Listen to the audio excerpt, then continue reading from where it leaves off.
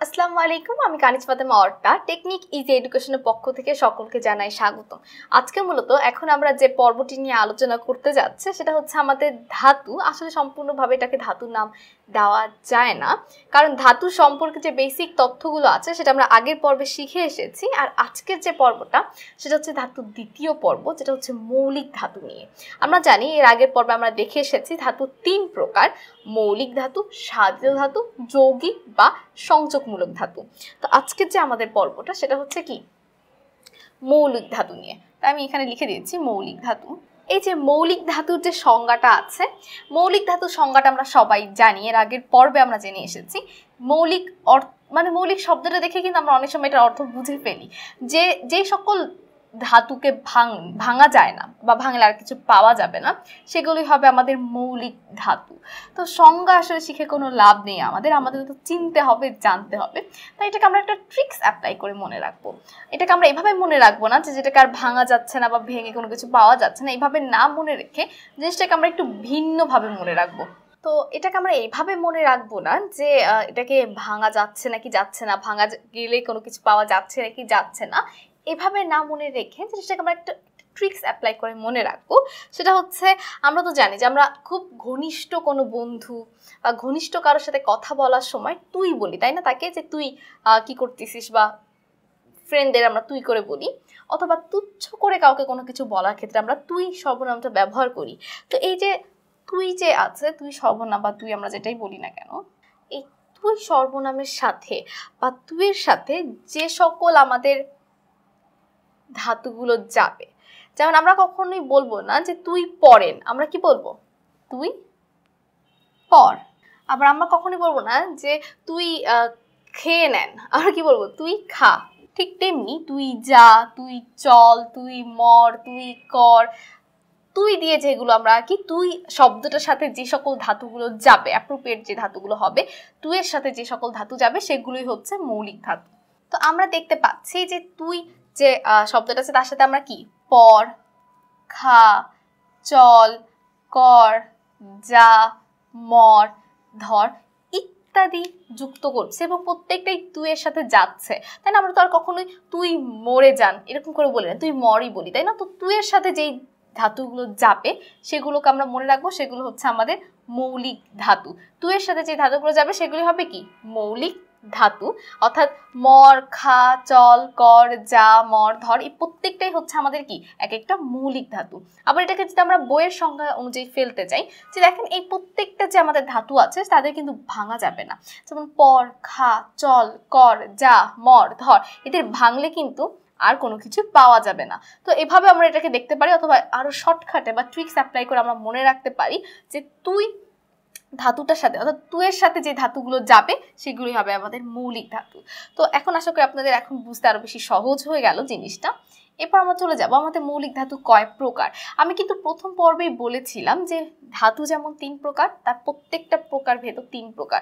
তাই আমাদের মৌলিক ধাতুও কয় প্রকার? তিন প্রকার। মৌলিক ধাতু তিন প্রকার যথা, তো আমরা দেখতে পাচ্ছি মৌলিক ধাতু তিন প্রকার: বাংলা ধাতু, সংস্কৃত ধাতু বা তৎসম ধাতু, আর একটা হচ্ছে বিদেশি ধাতু। বাংলা ধাতু কি সংস্কৃত থেকে যেগুলো একটু সামান্য কিঞ্চিত পরিবর্তন হয়ে আমাদের বাংলায় এসেছে সেগুলোকে আমরা বলবো বাংলা ধাতু। সংস্কৃত থেকে সরাসরি যেগুলো আমাদের বাংলায় এসেছে সেগুলো হচ্ছে সংস্কৃত বা তৎসম ধাতু। আর বিদেশি ধাতু হচ্ছে বিভিন্ন দেশ, বাহিরের দেশ, অর্থাৎ বাংলাদেশ বাদে বাদ বাকি যে দেশগুলো আছে সেখান থেকে যে ধাতুগুলো এসেছে তাদের আমরা বলবো বিদেশি ধাতু। তো এখন আমরা এরপরে দেখবো যে আমরা কিভাবে বাংলা ধাতু, সংস্কৃত বা তৎসম ধাতু এবং বিদেশি ধাতুগুলোকে এভাবে একটা ট্রিক্স অ্যাপ্লাই করে মনে রাখতে পারি। তো আমরা দেখতে পাচ্ছি যে বাংলা ধাতুতেও আমরা ঠিক মৌলিক ধাতুর মতোই সংজ্ঞাটা দিয়েছি, তাই না?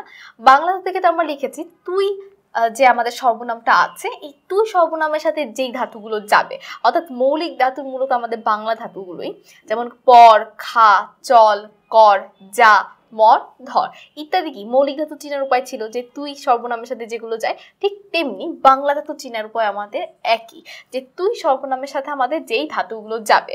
ঠিক আছে? যেমন আমরা যদি বলতাম পড়ছি, এটা কি আমাদের একটা ক্রিয়াপদ। আমরা জানি ক্রিয়াপদকে ভাঙলে দুটো অংশ পাওয়া যায়, তাই না? এই দুটো অংশকে যদি আমরা ভাঙতে যাই সেই ক্ষেত্রে আমরা কি পাবো? পর পাবো একটা অংশ, আরেকটা অংশ পাবো আমরা ছি। এই যে পর, এই পরটা হচ্ছে আমাদের কি প্রথমত ধাতু, তার মধ্যে আবার কি মৌলিক ধাতু, তার মধ্যে আবার মৌলিক ধাতু বাংলা ধাতু। তো এইভাবে আর কি আমরা ধাতুগুলো বের করে থাকি। তো আমাদের পরীক্ষা হলে যে এমসিকিউ গুলো আসে সেখানে হয়তো বা বাংলা ধাতু অপশনে থাকবে অথবা মৌলিক ধাতু অপশনে থাকবে। আমরা একটা জিনিস মনে রাখবো, সকল বাংলা ধাতুই তো মৌলিক ধাতুরই অংশ। এমনকি সংস্কৃত বা তৎসম ধাতুগুলোও মৌলিক ধাতুর অংশ, বিদেশি ধাতুগুলোও কিন্তু মৌলিক ধাতুরই অংশ। তাই অপশনে যদি কখনো মৌলিক ধাতু বাংলা ধাতু একসাথে থাকে সেই ক্ষেত্রে আমরা মৌলিক ধাতুকে বেশি প্রাধান্য দিব।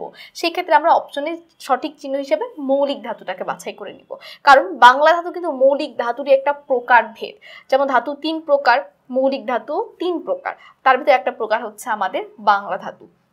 তাই যদি কখনো এরকম হয় যে দুইটা অপশনই আছে, মৌলিক ধাতুও আছে একই সাথে আমার বাংলা ধাতুও আছে, সেই ক্ষেত্রে আমরা কাকে ইম্পর্টেন্স দিব বা কাকে প্রাধান্য বেশি দিব? মৌলিক ধাতুকে প্রাধান্য বেশি দিব। এরপর আমরা চলে যাব সংস্কৃত বা তৎসম ধাতু চেনার উপায়গুলোতে। তো এখন আমরা বাংলা ধাতু শেষ করার পর চলে যাব তৎসম বা সংস্কৃত ধাতুতে। যদি আমরা তৎসম বা সংস্কৃত ধাতু নিয়ে আলোচনা করতে যাই তার আগে আমাদের একটু বলে নিতে হবে সংজ্ঞাটা, যে সংস্কৃত থেকে যেই সকল ধাতু সরাসরি আমাদের বাংলায় এসেছে তাদের তৎসম বা সংস্কৃত ধাতু বলে। তো আমরা তো জানি যে আমাদের এখন আর সংজ্ঞার কোনো প্রয়োজন হয় না, এখন আমাদের দরকার যে আমরা কিভাবে ধাতুটাকে চিনতে পারি। তো এই জন্য এটাকে আমরা 3টা ধাপে চিনবো, যে এই যদি থাকে একটা ধাতুর মধ্যে সেগুলোকে আমরা তৎসম বা সংস্কৃত ধাতু বলবো। যেমন 1 নম্বর যে ধাপটা সেটা হচ্ছে যদি যুক্ত ব্যঞ্জন থাকে, অর্থাৎ দুটি যুক্ত বর্ণ যদি দুটি বর্ণ যদি একত্রে যুক্ত অবস্থায় থাকে, যুক্ত ব্যঞ্জন থাকলে, যেমন আমরা যদি দেখি যে দন্ত শয়ের সাথে যখন মাঝে মধ্যে থটাকে আমরা যুক্ত করি, দুটিকে আমরা একত্রে কি বলি? শয় থ বলি, তাই না? যদি এটাকে দেখে অনেকে হ মনে করে, আসলে কিন্তু এটা আসলে থ। তো এই যে যুক্ত ব্যঞ্জন যখন একত্রে থাকে সেগুলোকে আমরা কি বলবো? তৎসম বা সংস্কৃত ধাতু। যেমন হচ্ছে কি শয় থ। তারপর আমরা দ্বিতীয় পয়েন্টটা যদি দেখি, যদি কোনো একটা ধাতুর মধ্যে রিকার থাকে, যখন রিকার দেখতে পাবো সেটাকে আমরা বুঝে ফেলবো যে সেটা হচ্ছে সংস্কৃত বা তৎসম ধাতু। যেমন আমরা দেখে থাকি ক্রি বা ধ্রি।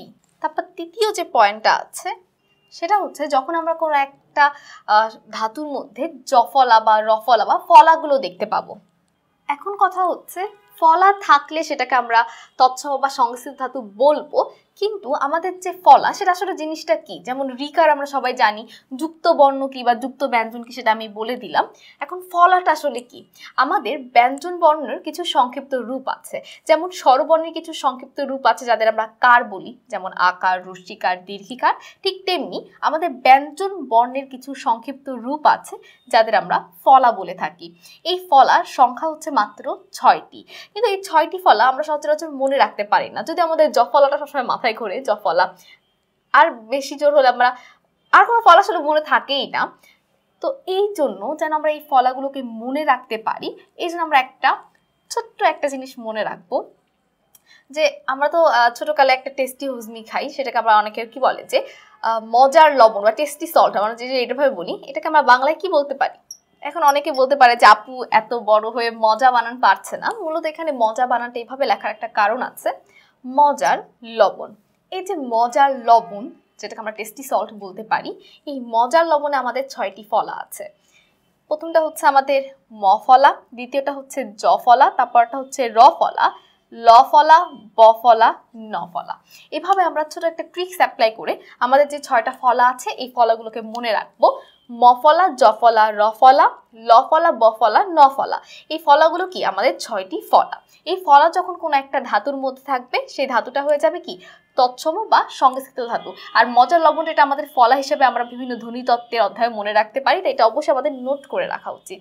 তো ফলা থাকলে যেমন এই যে হাস্য শব্দটা, এখানে শেষে কি আছে? একটা আমাদের জ ফলা আছে। তো এভাবে আমাদের যে 3টা পয়েন্ট আছে, যে যুক্ত ব্যঞ্জন থাকলে সেটা তৎসম বা সংস্কৃত ধাতু হবে, রিকার যুক্ত হলে সেটাও আমাদের কি? তৎসম বা সংস্কৃত ধাতু হবে। ফলা থাকলে যেমন জফলা হতে পারে, ম ফলা, জ ফলা, র ফলা, ল ফলা, ব ফলা, ন ফলা। এই 6টি ফলা যদি কখনো আমাদের শব্দে বা ধাতুতে থাকে সেক্ষেত্রে আমরা সেটাকে কি বলবো? সেটাকে আমরা তৎসম বা সংস্কৃত ধাতু বলবো। তো এগুলো তো আমরা এই 3টা নিয়ম অনুযায়ী মনে রাখতে পারবো এখন খুব সহজে। তবে আমাদের আরো 5টা ধাতু আছে যেগুলো তৎসম বা সংস্কৃত ধাতু, কিন্তু এই 3টা নিয়মে পড়ে না। আমরা যে এই 3টা নিয়ম শিখলাম বা এই 3টা নিয়ম যে আমাদের মুখস্থ রাখতে হবে, এই 3টা নিয়মে আমাদের সেই তৎসম বা সংস্কৃত ধাতুগুলো পড়ে না। আমরা এখন এই ধাতুগুলো একটু দেখে নিব। তো এখানে আমরা যে 5টি ধাতু দেখতে পাচ্ছি, গম, গট, খাত, পট, হস, এই 5টি ধাতু যদিও আমাদের তৎসম বা সংস্কৃত ধাতু, কিন্তু এখানে দেখেন যুক্ত ব্যঞ্জনও থাকছে না, রিকারও থাকছে না, আবার ফলাও থাকছে না। বাদ বাকিগুলোতে কিন্তু এই 3টার যে কোনো একটা পড়ে যায়। জাস্ট এই 5টা একটু ব্যতিক্রম, যে 5টার মধ্যে আমাদের 1, 2 এবং 3 কোনো নিয়মই মেনে চলছে না এই 5টা ধাতু। তাও এরা কি তৎসম ধাতু হিসেবে আমরা ধরবো, তাই এগুলো আমাদের মুখস্থ রাখতে হবে এই 5টাকে। তো আশা করি আমাদের এখন এতটুকু অংশ দেখার পর তৎসম এবং সংস্কৃত ধাতু নিয়ে আর কোনো সমস্যা নেই বা থাকবেও না। তো এরপর আমরা চলে যাব আমাদের বিদেশি ধাতুগুলোতে। তো এরপর আমরা চলে গেলাম বিদেশি ধাতুতে। বিদেশি ধাতুগুলো আমরা কিভাবে মনে রাখতে পারবো?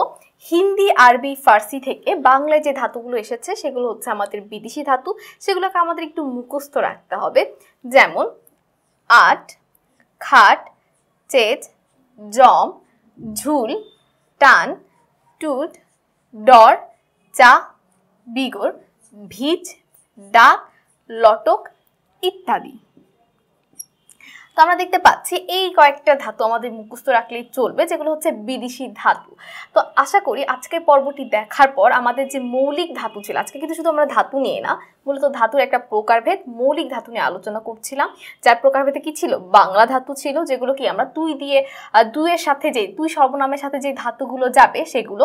তারপর এটা ছিল সংস্কৃত বা তৎসম ধাতু, যেগুলো উপায় আমরা দেখে এসেছি একটু আগে। 3টা উপায় মনে রাখতে পারবো, যুক্ত ব্যঞ্জন থাকলে, তারপর হচ্ছে জফলা বা কোনো প্রকার ফলা থাকলে, আর একটা হচ্ছে কি রিকার থাকলে।